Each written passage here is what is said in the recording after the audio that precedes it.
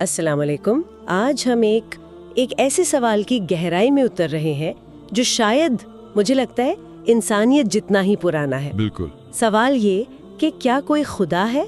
हमारे सामने जो जानकारी है वो नास्तिकता मतलब एथियज्म के जवाब में तर्क और विज्ञान की रोशनी में कुछ दलीलें पेश करती है। जी। तो आज हमारा काम इन दलीलों की एक एक परत खोलकर ये समझना है कि आखिर ये केस कैसे बनाया जाता है। और इसमें जो सबसे दिलचस्प नजरिया है वो ये कि ये दलीलें सिर्फ आंख बंद करके मान लेने को नहीं कहती। अच्छा। इनका जोर इस बात पर है कि अगर बनाने वाले को नहीं देख सकते तो कोई बात नहीं, उसकी बनाई हुई चीजों पे गौर करो, मतलब रचना को देखकर रचयिता तक पहुंचने की कोशिश करो। तो चलिए इसी से शुरू करते हैं। सबसे पहला और शायद सबसे आम सवाल जो किसी के भी मन में आता है, अगर कोई खुदा है तो वो सबके सामने आकर इस पूरी बहस को हमेशा के लिए खत्म क्यों नहीं कर देता?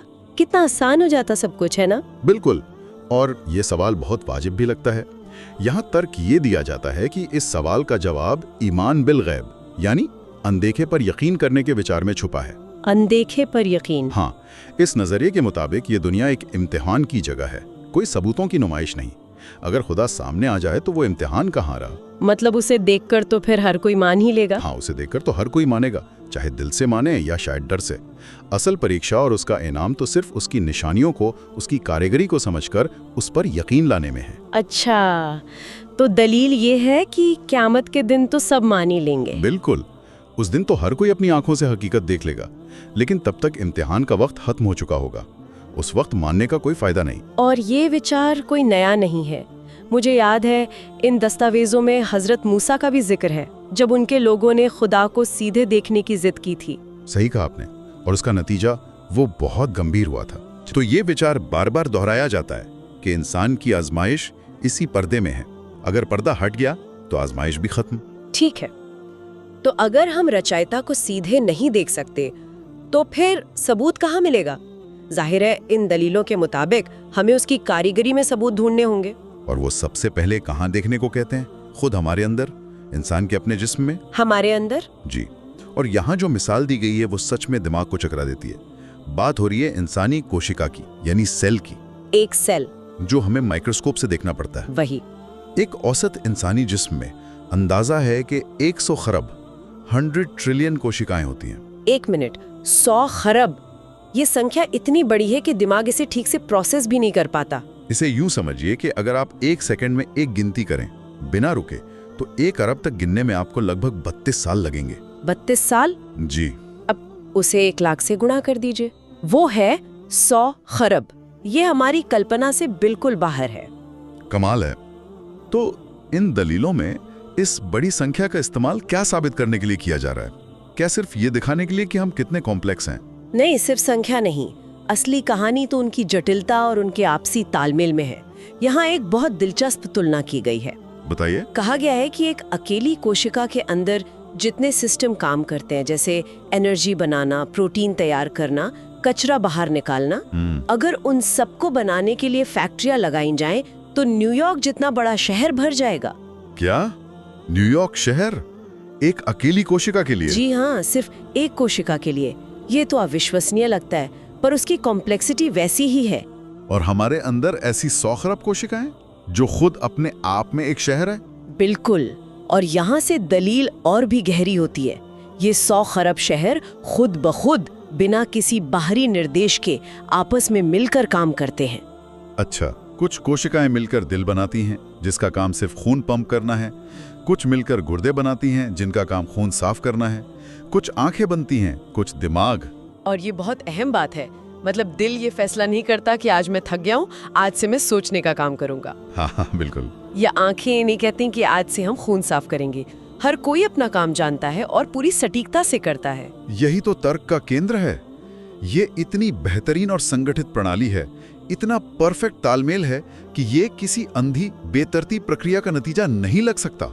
तो सवाल ये उठाया जाता है कि अगर एक मामूली सी बॉल पॉइंट पेन खुद नहीं बन सकती, उसे बनाने वाला चाहिए। तो ये 100 खरब शहरों का ब्रह्मांड जो हमारे अंदर चल रहा है, वो बिना किसी बनाने वाले के कैसे बन गया? बिल्कुल।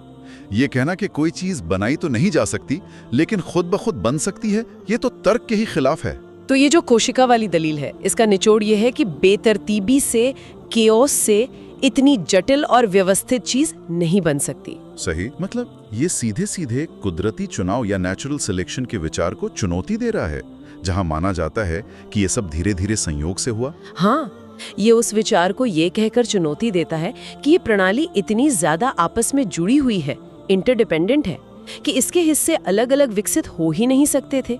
दिल का कोई मतलब नहीं अगर नसें ना हो, और नसों का कोई मतलब नहीं अगर दिमाग उन्हें कंट्रोल ना करे। बिल्कुल, सब कुछ एक साथ एक डिजाइन के तहत होना जरूरी है, और ये एक बुद्धिमान डिजाइनर की तरफ इशारा करता है। तो इंसान के अंदर की सूक्ष्म दुनिया से निकलकर अब हम बाहर की विशाल दुनिया पर आते हैं।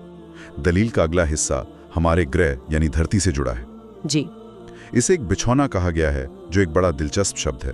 बिछौना यानी एक ऐसी जगह जिसे खास तौर पर आराम और रहने के लिए तैयार किया गया हो। ये कोई संयोग नहीं है। और इसके लिए क्या उदाहरण दिए गए हैं? कई हैं। सबसे पहला है ऑक्सीजन।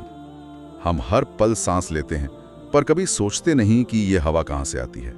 ये मुफ्त है और वायुमंडल में इसकी मात्रा बिल्कुल सटीक है, लगभग 21%। और ये 21% की मात्रा इतनी जरूरी क्यों है?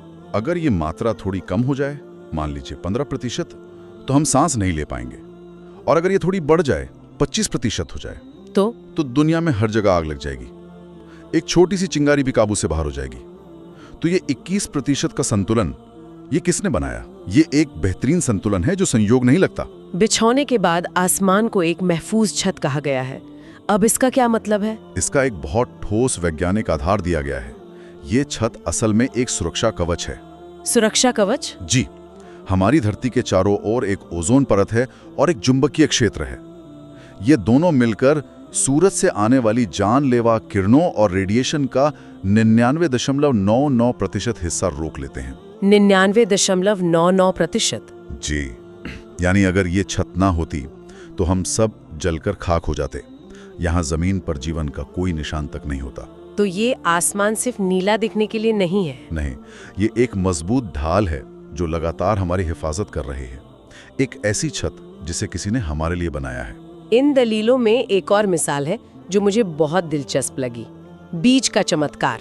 हाँ, ये एक बहुत शक्तिशाली मिसाल है। हम सोना, चांदी, हीरे को बहुत कीमती समझते हैं, लेकिन तर्क ये है कि सबसे कीमती चीज तो मिट्टी और बीज है, जिन्हें हम पैरों तले रौंदते हैं। बिल्कुल, आप दुनिया की सबसे कीमती धातु सोना ले लीजिए और उसमें एक बीज बो दीजिए, कुछ नहीं होगा। कुछ भी नहीं। लेकिन उस मिट्टी में, जिसे हम हकीर समझते हैं, जब एक छोटा सा बीज डाला जाता है तो एक चमत्कार होता है। उस छोटे से बीज के अंदर एक पूरे विशाल पेड़ का डिजाइन, उसकी सारी जानकारी बंद है। मतलब उस बीज को पता है कि उसे आम का पेड़ बनना है या सेब का, उसकी पत्तियां कैसी होंगी, उसका फल कब पकेगा। ठीक यही। और फिर वो बीज उस बेजान मिट्टी से अपनी खुराक लेता है, सूरज से रोशनी लेता है और एक विशाल पेड़ बन जाता है।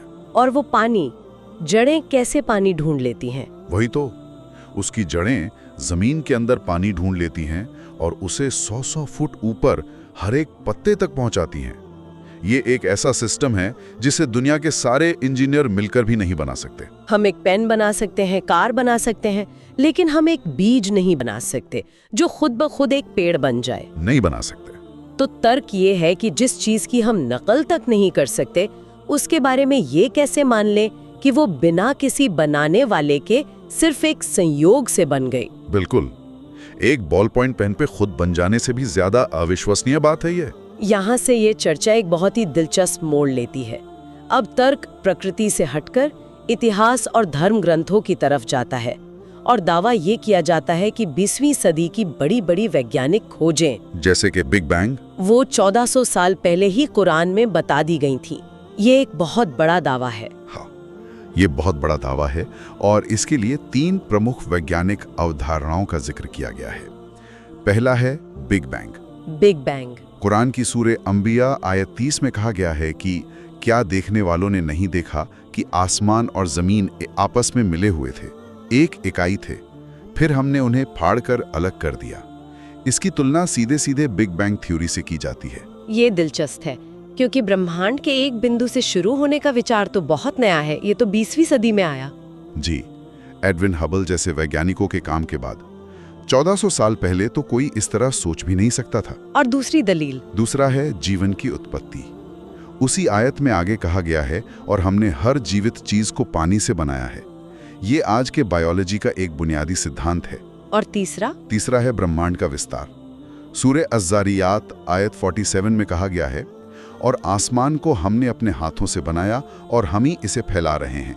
ये आइंस्टीन की एक्सपैंडिंग यूनिवर्स की थ्योरी से बहुत मिलता जुलता है। तो सवाल ये उठाया जाता है कि 1400 साल पहले रेगिस्तान में रहने वाले एक इंसान को ये सब कैसे पता हो सकता था? बिल्कुल। और इस दावे को मजबूत करने के लिए एक फ्रांसीसी सर्जन डॉक्टर मॉरिस बुकाई की कहानी का भी जिक्र है। वो कहानी बहुत मशहूर है। तो एक फ्रांसीसी डॉक्टर जो विशुद्ध वैज्ञानिक नजरिए से एक मम्मी की जांच कर रहा है, उसे कुछ ऐसा पता चलता है जो 1400 साल पुरानी किताब में लिखा है।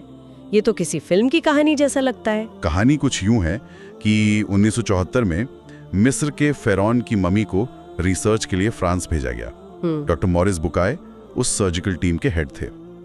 जब उन्होंने मम्मी का गहराई से विश्लेषण किया तो उन्हें फेरौन के शरीर में नमक के कण मिले। नमक के कण? जी।